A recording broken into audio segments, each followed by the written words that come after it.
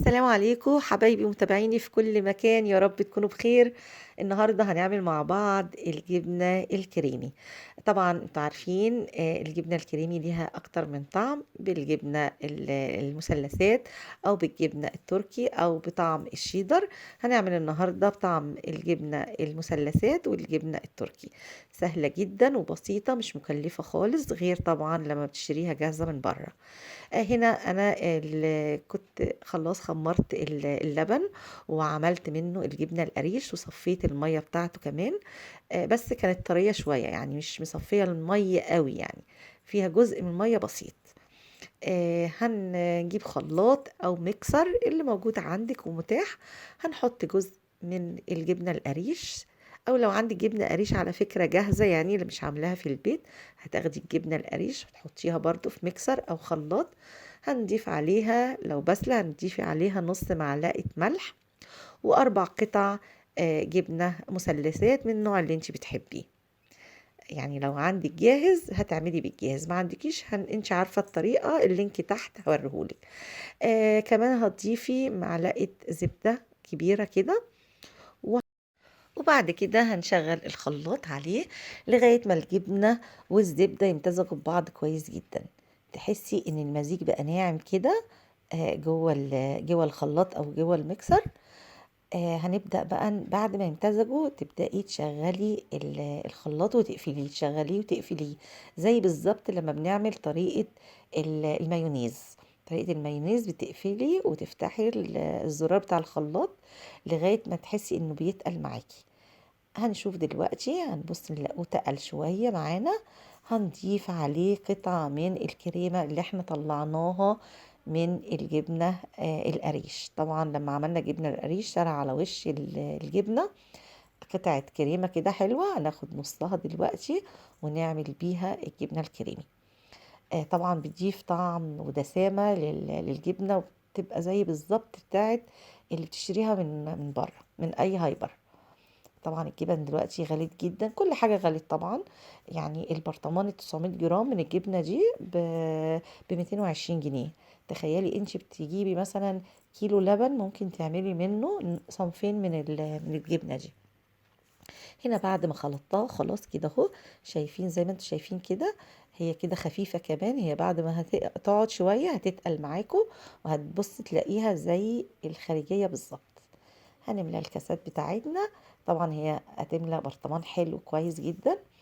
وهنعمل طبعا بعد ما نخلص كده هتشوفوا الصنف التاني اللي هو بطعم الجبنة التركي.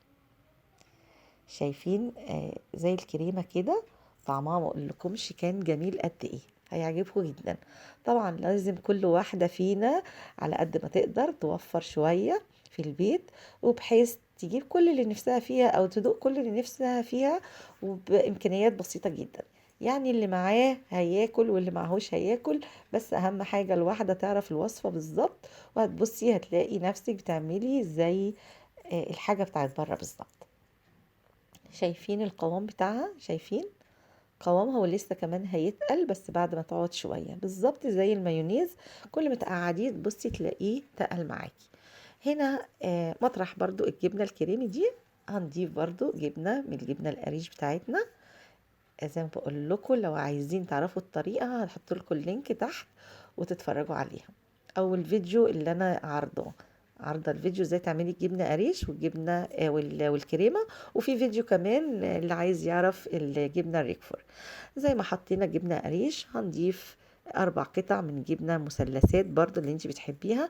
وانا هنا الجبنه التركي نعمتها في الميكسر خالص، بقت زي البودره كده علشان تبقى سهل الاختلاط.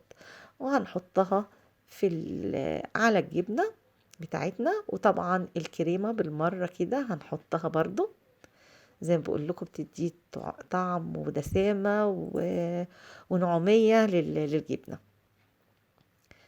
هنشغل برضو الخلاط بتاعتنا لغاية ما يختلطوا ببعض.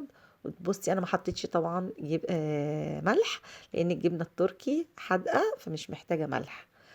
هنختلط هي شوية، هتقعد الجبنة التركي زيادة شوية، تفتحي وتقفلي عليها، تفتحي وتقفلي عليها لغاية ما يدوبوا مع بعض كويس جدا. زي ما انتم شايفين عاملة لي كمية حلوة قوي بأبسط بقول لكم المكونات. هنعبي بقى الجبنة زي ما انتوا شايفين كده، شايفين القوام، وكمان لسه هتتقل. هتحطيها في برطمان تقعد معاكي اسبوعين 3 من غير ما يجرى لها اي حاجة. على قد ما نقدر نوفر ونعمل الحاجة في البيت. سهلة الحاجة في البيت، وكمان لما الواحدة بتعمل بإيديها بتبقى الحاجة طعمها مختلف وأحلى كمان من الخارج، ومطمنة منها. الجبنة أو اللبن اللي انت عاملة منه مطمنة منه. شايفين القوام أنا عاملة، بصوا. وفي كمان كان فاضل لسه في الخلاط، شفشق الخلاط كان فاضل كمان جبن.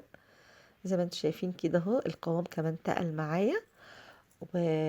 وجربوها مش هتندموا. ويا ريت ما تنسونيش في اللايك والاشتراك وتفعيل الجرس للكل عشان يوصل لكل جديد. السلام عليكم ورحمة الله وبركاته.